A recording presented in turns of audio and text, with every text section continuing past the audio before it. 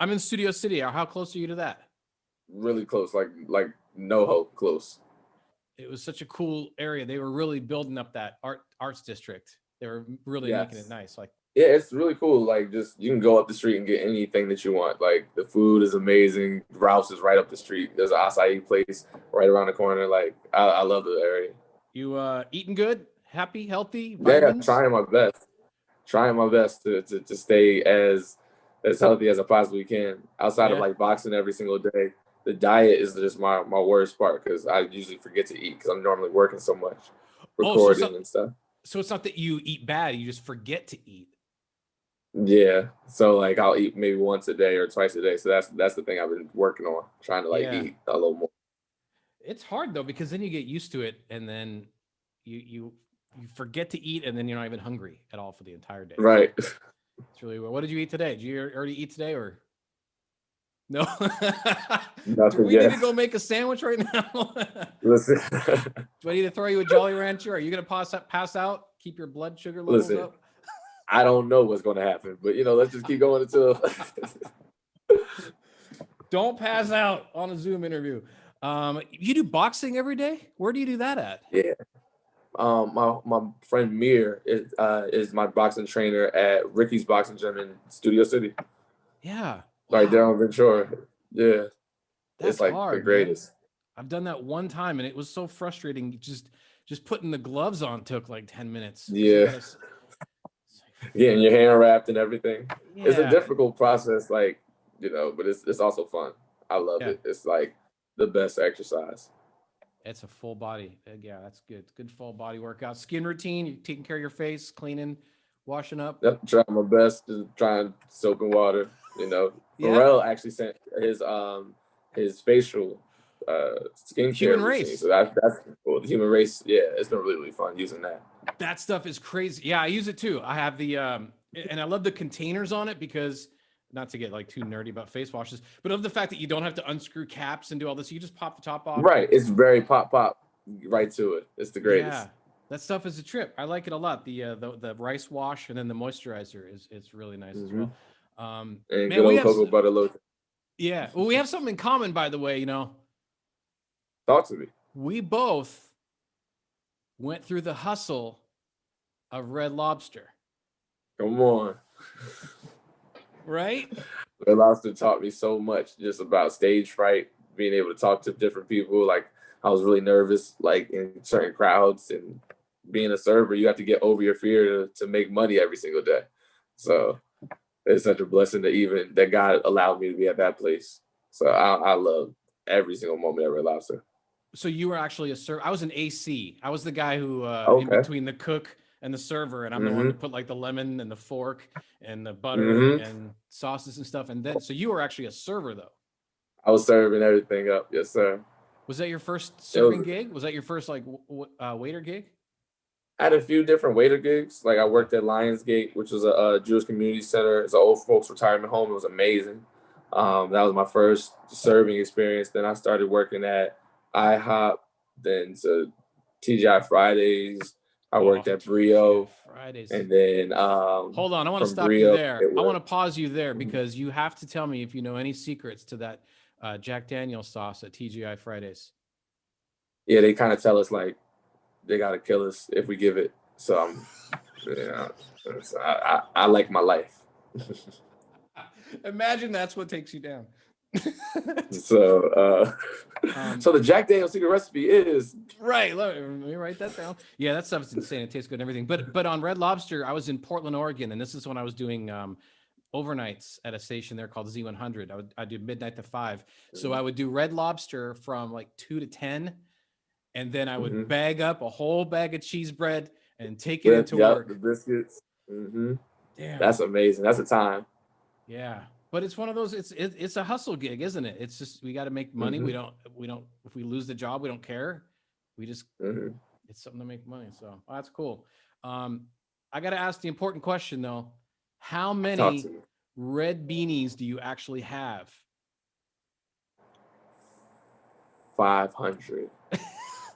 You might. I honestly lost count after like 20. I used to only have like one. and it was like my go-to hat because initially I couldn't afford haircuts when I was homeless, so the hat was like my trick to like hide that my hair was going crazy. But then periodically, as it became my thing, that kept me grounded to remembering when I was sleeping on the floor. Friends would give me brand new red hats, and it'd be like, "Oh, so this is a new memory." But and family members would give me hats, and then I ended up buying certain hats. So I got a whole collection, That's and I just cool. lost count after like 40 or 50. I'm picturing your closet is just like shirts, pants, and a whole bunch of red hats. But so it kind of unintentionally became, a signature almost, didn't it? Yes, it was a blessing, and it's like I don't. A lot of the things that happen in my life, I don't even know how they connect. Sure. But then when I like am in like a different season, I can look back and say, "Oh, well, that was God that did this and this and this and this, and allowed these things to happen, so that I'm able to be here." So I connect everything back to God. I was gonna say we should throw out the brand names so we can get you some free ones, but I guess that wouldn't have the same meaning then, wouldn't it? It's the connection isn't there, so that's cool. 2021, man, big year for you. Big one. And I'm not talking about the obvious. I'm talking about you turned 30 this year, right? Yes, sir. 30 how do you feel about that? Excited. I can't wait to see 60. It's like the first 30 has been amazing. I can't wait for the next 30. That's how I feel. It's like, wow, this is gonna be cool. Damn, man, I cried when I was going to turn 30. How do you stay so positive? No, it's cool. 30 is amazing. Like 30 is still old enough to know better and still young enough to what's the expression? Like still young enough to do it again. Like 30 is cool to me. What do you think? I don't feel 30. So well, that's what I was going to ask. Isn't that weird that like, are you what you imagined 30 to be when you were a kid? Because when you're a kid, you think 30 is going to be old, man. and you're just grumpy or like, nah. This is it's interesting. It's like I feel like I'm an adult. I feel like I don't have time for childish things, but that's about it. How does that? Yeah, you don't have time for. Does that mean you're kind of choosing your battles a little bit? Picking my battles, learning when to speak, being very, very discerned over how I spend my time. I'm very blessed that God has allowed me to see 30 years. Like this is nothing short of a blessing because with Corona and everything going on, there are many ways I couldn't have been here, and I'm just happy to be here. Honestly. Yeah, and at that age as well. And I don't mean this to sound condescending, but because I know you're a big believer in the why, and I became very much like that, analytical, but it much later than 30 though. But when you discovered, like, I got to think of, why is this happening? What is this? What is that? And you really analyze something, that everything just looks completely different at that point, doesn't it? Yeah, you can be driving through a town, but up on top of a mountain looking down at that same town, you have a very different perspective of the very same thing that you were just going through. So sometimes you may be going through the hard times, and you may be going through what you can't see, but my trust in Jesus and my trust in God has just allowed me to put my faith in looking higher and knowing that these things are happening right now, and this feels like this is happening to me, but God does nothing to us and everything for us. So, and sometimes a lot of the things that happen in your life aren't for you; they're for someone else that is going to come across your path, and it's for you to teach them that lesson and show them how you overcame whatever obstacle you went through. So I'm very blessed to be in this position where I'm able to do the thing that I love every single day and see 30. But I also feel responsible that when another person in a pathway that's similar to mine comes asking for advice, that I have to give it. Like I can't ever be too busy for someone. How do you know that so young? Where do you learn that from? Where do you pick that up at? At what moment did you go, oh, and everything looks different? Who taught you that? It's God has been walking with me tremendously, especially like honestly, within the last 3 years, more specifically in the last 4 or 5 months of my life, have been really trying times while my career has been extremely fun. So I've learned that, every day you have a choice.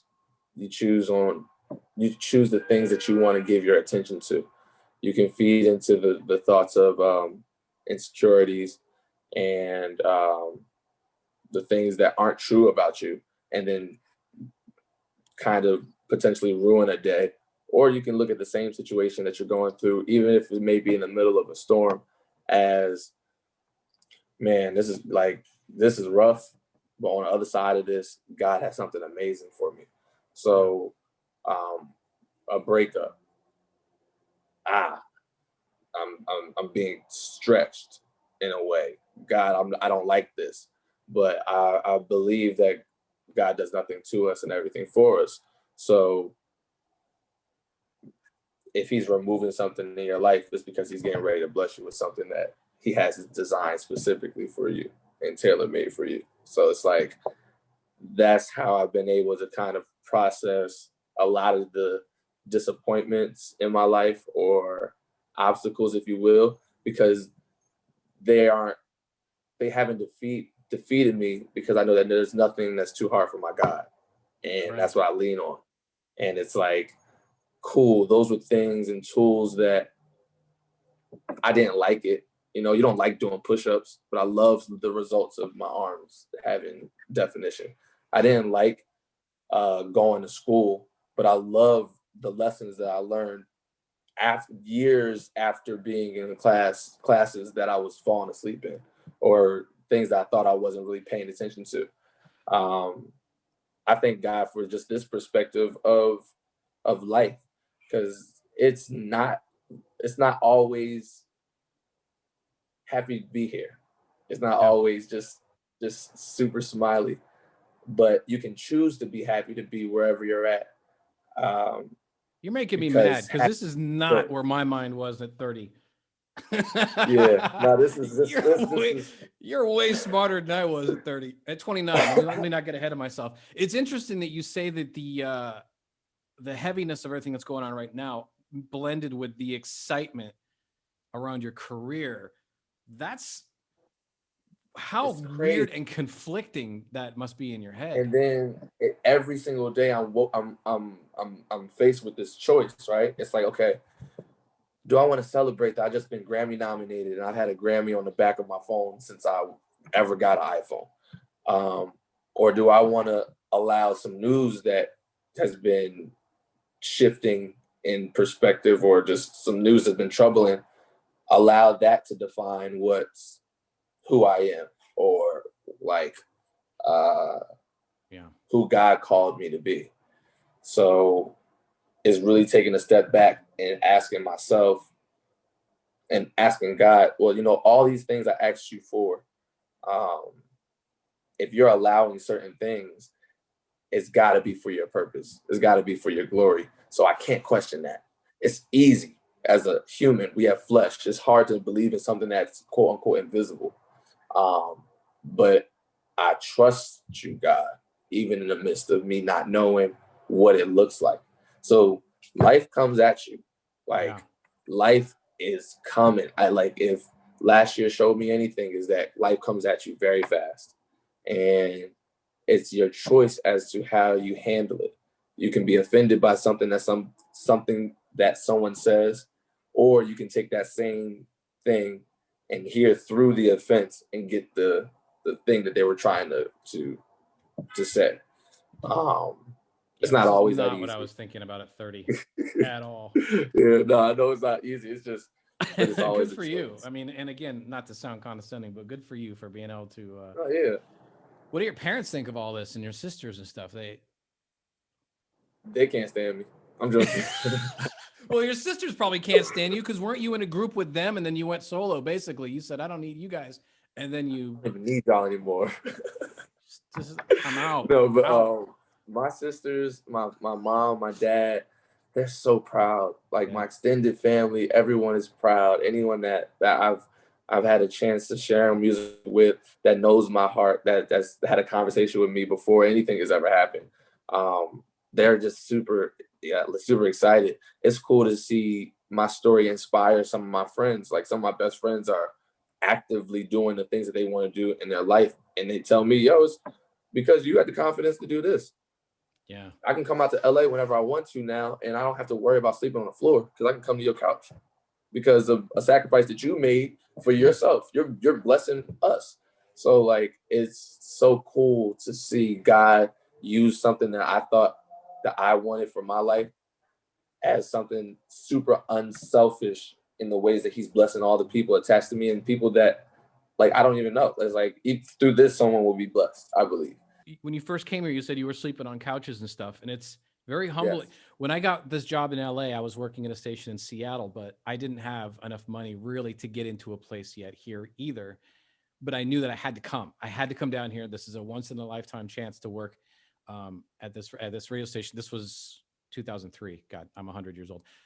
For the first 6 weeks, for the first 6 weeks, I lived in my car because I knew I needed to get a couple of checks before I could get into a place. But you know, it's weird to sound, but when you have a certain desire and drive in you, you don't really care, do you?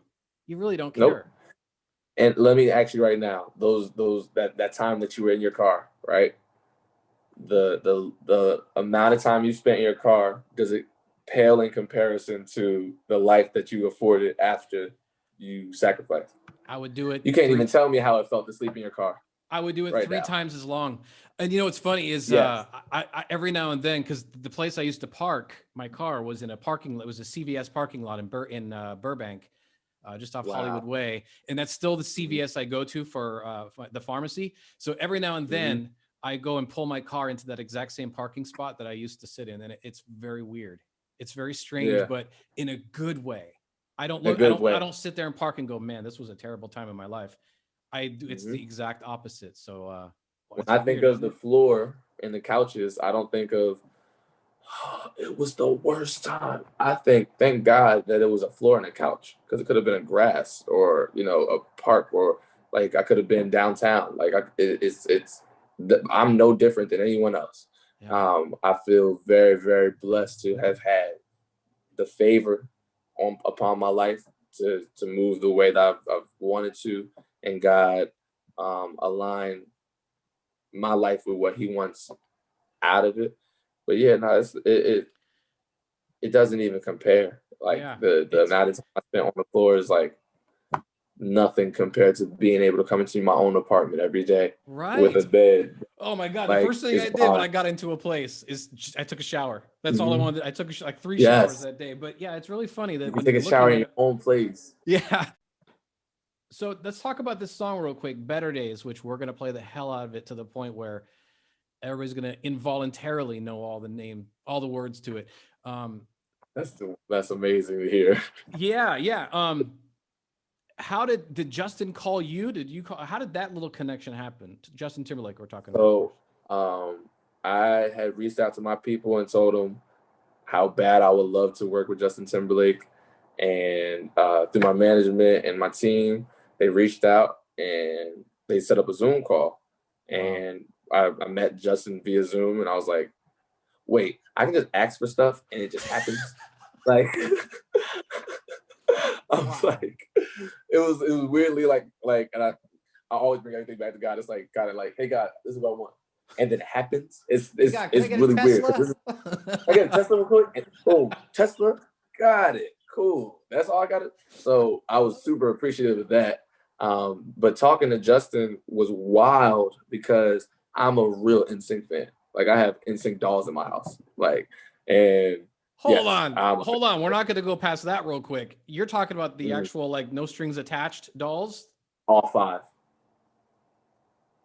Wow. Every single last one. I love collecting like things from my childhood. So I have like a Snoop Dogg doll, 2 Michael Jackson dolls, like a Power Rangers collection, like my Morph Power Rangers collection. That's like immense. Like, are you looking over at them right now? I see you look over to the side. Yeah, I'm glancing. We'll grab one real quick. Let me see one. What do you want to see? What would you pick one? Grab me the Justin one. Do you have the Justin Timberlake one? It is. Give me 4 seconds. This is amazing. There he goes.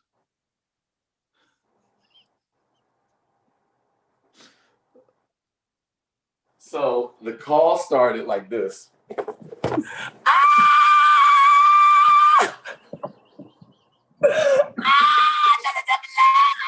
Right? And I'm that guy.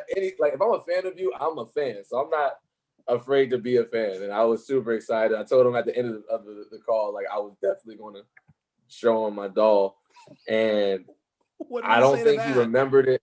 Like just periodically after the first Zoom call, like we had a few others. Like I got his number. He was texting me and like telling me different ideas he had. And our first Zoom call, we were just talking about the importance of using our gift for change, the change we want to be a part of. So it's like it would be so cool to like work on a record that was a part of the change that we want to see. So I was like, all right, cool. I won't let you down, Justin Timberlake. And I called up my brother Bongo, and we called up my brother Teron, and we all like just started working on a little idea. And then from there, I sent like a chorus and like a verse idea to Justin. He's like, man, that song is powerful. We got to finish this one. And as the months would progress, the world opened up a little more, but the state of the world would literally force us into finishing this song. Yeah. Like it was like, this is our duty to finish this record and just be a part of the change that we want to see. So in the midst of recording it, actually the very last day of our sessions when we were out here and he was like recording his parts, his first set of parts before he finished recording another set of parts on Zoom, I came in with the doll and he signed it for me. And I don't know if you can see it. But it says, to my greatest collab bro, love you bro, Justin. Wow. And it was the greatest day of my life because I had a song with Justin Timberlake and an autograph NSync doll. What a trip. And life has been amazing. God is the greatest. And you can't first name him either. He can't be just Justin. You always have to call him Justin Timberlake. Oh, he's Justin Timberlake. But you guys say it like that. Oh, Justin Timberlake. Yeah, it's one word, isn't it? Justin Timberlake. That's my brother. And he's amazing. That guy's super, super cool too. Like what a cool story though. Real big brother. Like, so it's super cool.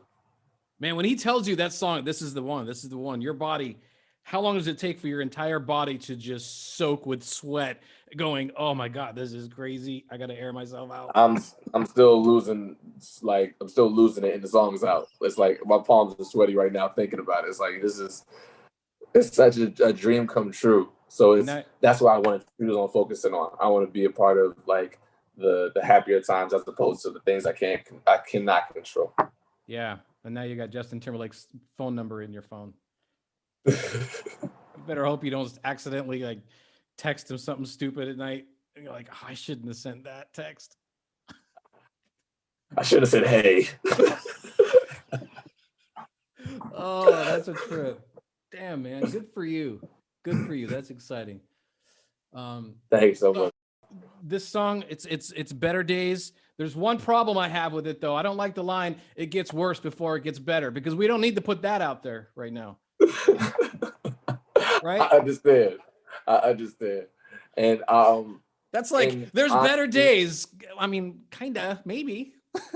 It's like that's the honesty part of it for me. For me, it was it gets worse before it gets better is the reminder that it's painful. So it's like it's not just there'll be better days and it's not gonna hurt and it's not gonna be as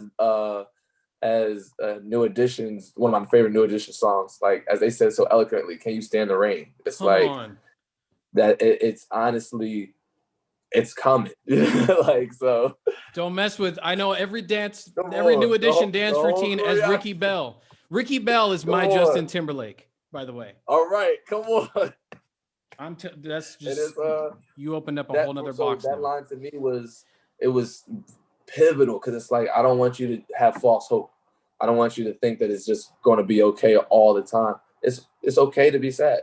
It's okay to have a bad day, but just know on the other side of your bad day, better days are coming. And as we play the song, it's interesting too, because it's a positive, uplifting song.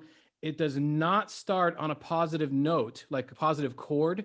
And even the instrument that is used on it it could be very dark. Like if you hear just like the first two notes, somebody would say that could be a 21 Pilots song, or that could be from a movie score. When you first hear it, it doesn't feel like it's going to be the positive song that it is. Right. It's that also played into the creation of the record. We wanted the juxtaposition of the climactic part that we were trying to get to. We wanted, like in a movie, it to cinematically build up. So it takes you through the dark that you may be feeling, or the low time, that initial first note. It feels somber. It feels like hopeless.